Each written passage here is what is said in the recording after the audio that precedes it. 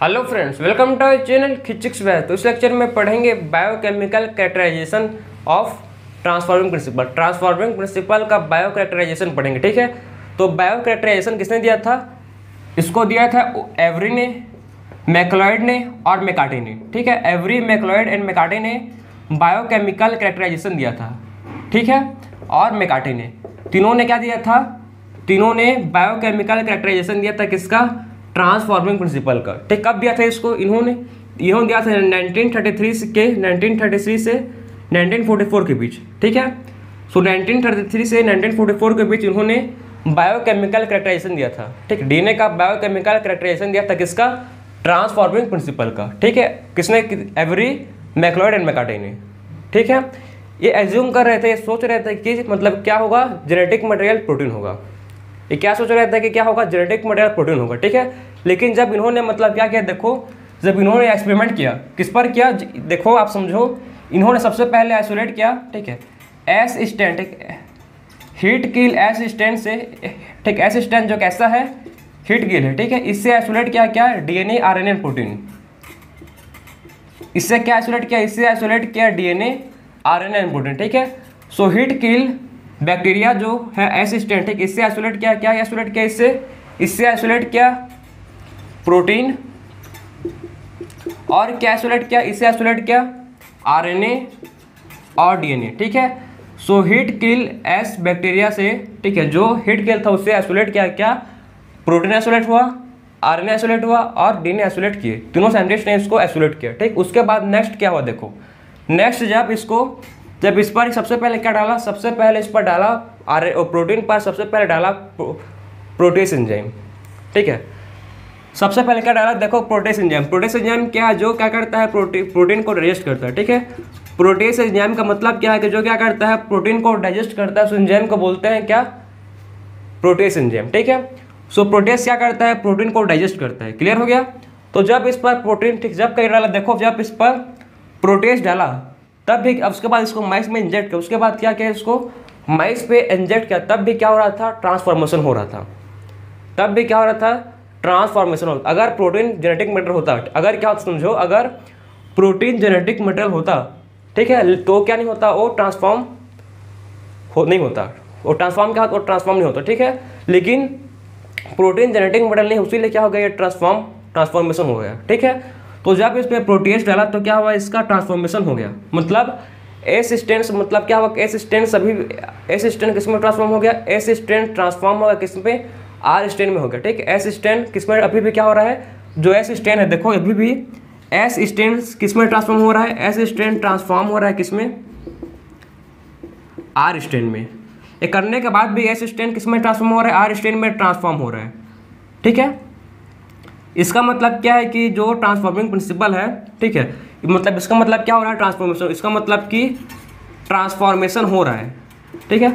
Protease enzyme डालने के बाद में क्या हो रहा है? ट्रांसफॉर्मेशन हो रहा है। इसका मतलब ये है कि जो प्रोटीन है ये जेनेटिक मटेरियल नहीं है। प्रोटीन क्या नहीं है? जेनेटिक मटेरियल नहीं है, ठीक है। उसके बाद नेक्स्ट इन्होंने क्या? आरएनए, ठीक। आरएनए पर क्या डाला? आरएनए पर डाला आरएनएस। नेक्स्ट इन्होंने क्या किया? आरएनए पर क्या डाला? आरएनए पर आरएनए डाइजेस्टिंग एंजाइम, जिसको बोलते हैं क्या? आरएनएस, ठीक है। आरएनए पर क्या डाला?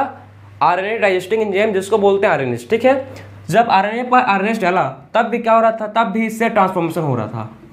तब भी क्या हो रहा था? तब भी ट्रांसफॉर्मेशन, मतलब जो माइस मर रहा था, माइस को इंजेक्ट किए, ठीक, इसको मतलब फिर उसके बाद माइस में इंजेक्ट किए इसको, तो माइस जब तब भी मर रहा था। मतलब अभी भी क्या हो रहा है? ट्रांसफॉर्मेशन हो रहा है। तब अभी क्या हो रहा है? ट्रांसफॉर्मेशन हो रहा है। मतलब एस स्टैंड किस में ट्रांसफॉर्म कर रहा है? एस स्टैंड ट्रांसफॉर्म कर रहा है आर स्टैंड में, ठीक है। एस स्टैंड किस में ट्रांसफॉर्म कर रहा है? एस स्टैंड ट्रांसफॉर्म कर रहा है आर स्टैंड में, ठीक है। सो एस स्टैंड किस में ट्रांसफॉर्म कर रहा है? आर स्टैंड में ट्रांसफॉर्म कर रहा है, ठीक है। उसके बाद इनको मतलब ये श्योर हो गया कि ये प्रोटीन नहीं जेनेटिक मटेरियल है, नहीं आरएनए जेनेटिक मटेरियल है। क्यों? अगर ये एक जेनेटिक मटेरियल होता, ठीक है, तो यहाँ पर ट्रांसफॉर्मेशन नहीं होता। यहाँ पर क्या नहीं होता? यहाँ पर ट्रांसफॉर्मेशन नहीं होता। क्योंकि, ठीक है, क्योंकि प्रोटीज डालने के बाद भी ट्रांसफॉर्मेशन हो रहा है, और आरएनएस डालने के बाद भी क्या हो रहा है? ट्रांसफॉर्मेशन हो रहा है। मतलब प्रोटीन ना ही तो आरएनए, दोनों क्या नहीं है? दोनों जेनेटिक मटेरियल नहीं है, ठीक। उसके बाद नेक्स्ट क्या क्या? देखो नेक्स्ट मतलब फिर उन्होंने क्या डाला? डीएनएस, फिर नेक्स्ट एंजाइम डाला डीएनएस, जो क्या करता है डीएनए को डाइजेस्टिंग करता है, ठीक है, डीएनए को क्या करता है डीएनए को डाइजेस्ट करता है, ऐसा एंजाइम जिसको बोलते हैं क्या डीएनएस, ठीक है। डीएनएस को फिर क्या क्या माइस में इंजेक्ट किया, तो माइस मतलब लाइव था, मतलब माइस जिंदा था, मतलब क्या हुआ इसमें ट्रांसफॉर्मेशन नहीं हुआ, इसमें क्या हो गया इनहिबिट, इसमें इनहिबिट ट्रांसफॉर्मेशन, मतलब ट्रांसफॉर्मेशन रुक गया। डीएनए डालने के बाद क्या हुआ ट्रांसफॉर्मेशन रुक गया, बात समझे, डीएनए डालने के बाद क्या हुआ जो ट्रांसफॉर्मेशन था ये रुक गया, ठीक है। डीएनए डालने के बाद जो ट्रांसफॉर्मेशन था ये रुक गया, ट्रांसफॉर्मेशन नहीं हुआ, ठीक है।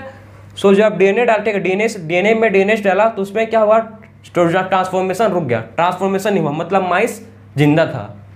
तो इससे कंफर्म हो गया कि डीएनए क्या है, DNA is the genetic material. बात समझे, इन्होंने क्या किया देखो, इस पर मतलब ट्यूब लिया जिस पर क्या किया डीएनए से एंजाइम डाला, डीएनए है इस पर डीएनए डाला, जब डीएनए डाला तो क्या हुआ ट्रांसफॉर्मेशन इनहिबिट हो गया, क्या इनहिबिट हो गया ट्रांसफॉर्मेशन इनहिबिट होगा। इससे इनको कंफर्म हो गया कि जो डीएनए है यही क्या है जेनेटिक मटेरियल है।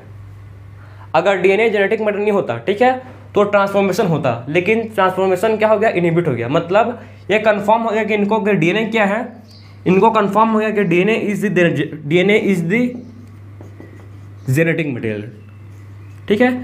सो इनको ये कंफर्म हो गया कि डीएनए क्या है, डीएनए मतलब जेनेटिक मटेरियल है, ठीक, ये कंफर्म कर ले कि डीएनए ही क्या है जेनेटिक मटेरियल है। तो ये था बायोकेमिकल, ठीक, ये क्या था बायोकेमिकल कैरेक्टराइजेशन, जो किसने दिया था एवरी मैक्लोइड एंड मैकार्टे, लेकिन बहुत लोग इसको नहीं माने, ठीक है, बहुत लोग इसको माने कि नहीं जेनेटिक मटेरियल डीएनए नहीं हो सकता, बहुत लोग इसको नहीं माने, ठीक। उसके बाद आया नेक्स्ट हार्सी-चेस एक्सपेरिमेंट, ठीक, इसके बाद नेक्स्ट एक्सपेरिमेंट आया जो अनइक्विवोकल प्रूफ था, जो कैसे था अनइक्विवोकल प्रूफ था, जो सब लोग माने उसको, ठीक है। लेकिन इसको जो था बायोकेमिकल कैरेक्टराइजेशन, इसको बहुत लोग नहीं माने, कि बोले कि नहीं जेनेटिक मटेरियल डीएनए नहीं हो सकता, प्रोटीन हो सकता है आरएनए, मतलब बहुत लोग इसको एक्सपेरिमेंट होने के बाद भी, ठीक है, एक्सपेरिमेंट होने के बाद बहुत लोग मतलब विश्वास नहीं कर रहे थे कि कैसे मतलब हो सकता है कि डीएनए कैसे, ठीक है, डीएनए कैसे ये जेनेटिक मटेरियल हो सकता है, बहुत लोग बिलीव नहीं कर रहे, ठीक है। इसके बाद आया हार्सी-चेस एक्सपेरिमेंट, उससे सब प्रूव हो गया, क्लियर। तो ये था आपका एवरी मैक्लोइड एंड मैकार्टे का एक्सपेरिमेंट, जिसको बोलते हैं क्या बायोकेमिकल कैरेक्टराइजेशन, किस पर ट्रांसफॉर्मिंग प्रिंसिपल, ठीक, ये क्या था बायोकेमिकल कैरेक्टराइजेशन ट्रांसफॉर्मिंग प्रिंसिपल था, ठीक है। सो ये था आपका एक्सपेरिमेंट। सो मिलते हैं अब नेक्स्ट लेक्चर में, राधे राधे।